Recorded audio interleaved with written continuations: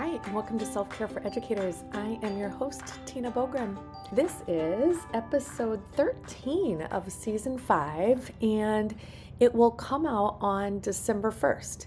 And when I noticed that, I immediately knew what I wanted this week's invitation to be. So here's my suggestion. I want you to consider a 30-day challenge that you can do in December. Now, hear me out. Some of you may have just heard that and you panicked. It was like, I have too much to do in December anyway. It can be the most delicious challenge ever. And if challenge doesn't feel like the right word, I don't know. Maybe there's a better word. I'm a little brain dead myself, so I'm having trouble thinking of one. But just a 30-day commitment or promise that you make to yourself, something that you are going to do or not do, but I kind of think it's easier to think of something you're going to do for 30 days starting today. Now, if you happen to be listening to this later in the week, ding, ding, ding, ding, ding, I just gave you like a free spot. Mark off the first few days of the month and just start where you are right now. In fact, there's 31 days in December, so you kind of get a bonus day anyway.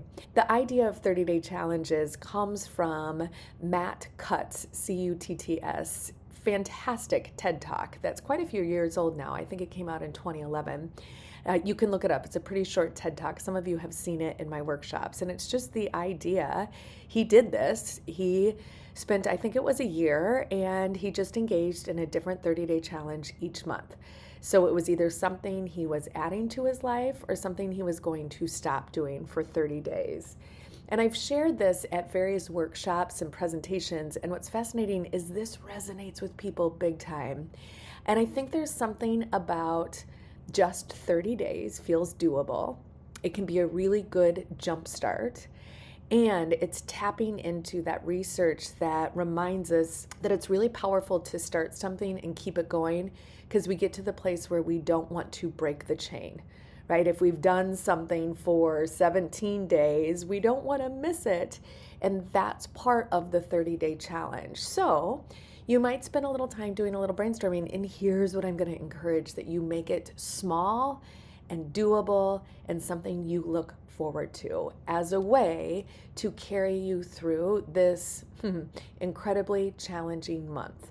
And think about what your month looks like so that this feels reasonable. So as you're winding up this semester or quarter or however it works, your calendar year at school, it's going to get busy and crazy. You got holiday stuff going on, and then you're about to go on break and in the month of December. And I know break can sometimes feel even harder with all the responsibilities. So knowing you know yourself best to know what your December looks like, and thinking about what would feel really, really good that you can do every single day for 30 days, starting a new habit. I have some thoughts on this. So maybe you're going to take a walk every day. Maybe you're going to read every day, like some sort of fiction, something you're looking forward to.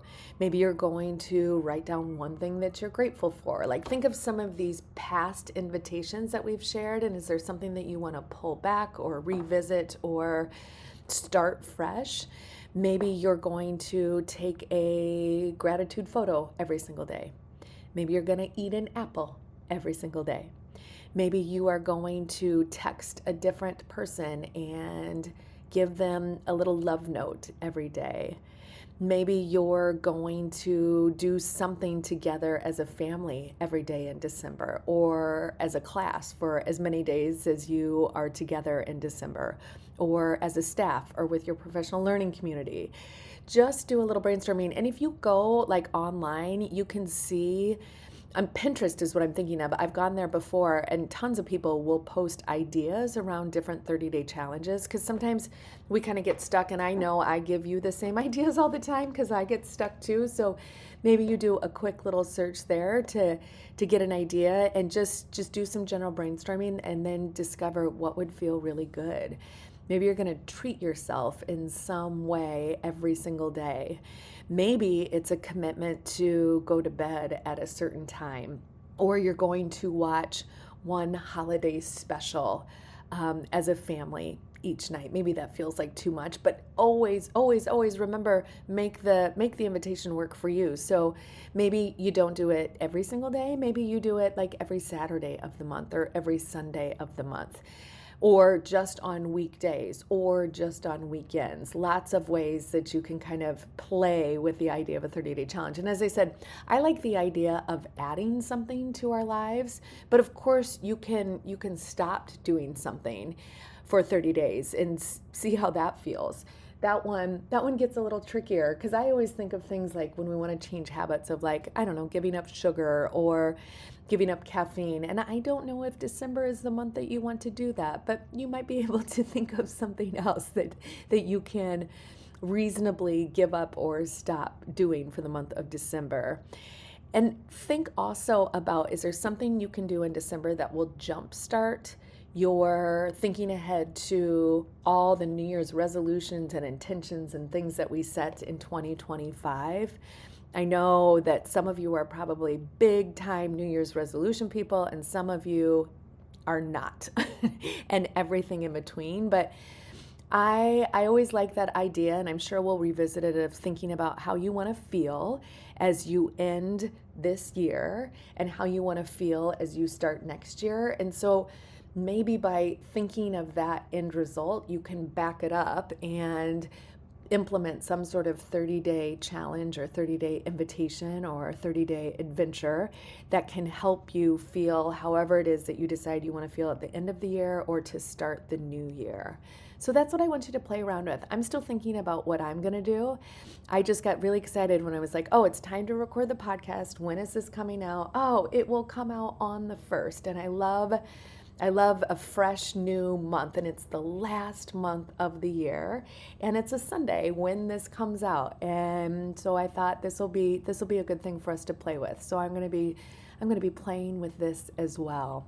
So think about, what can you do every single day, or what can you stop doing every single day for the month of December that would feel really, really good to you.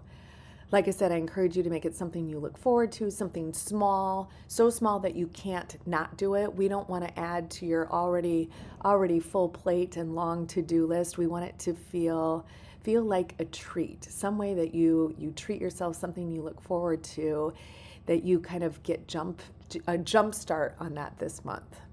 Amazing. As always, we're so grateful for you, Adrienne. Thank you for all the work you do behind the scenes to make this happen. Thank you to Solution Tree and Marzano Resources. I can't believe I'm closing on another year with both of these amazing companies. I feel so grateful. And to you, my badass self-care squad, may we move into December thinking about how we can support ourselves through this month. As you do this, feel my hand on your back. Know that you got a whole crew cheering for you. We've got this.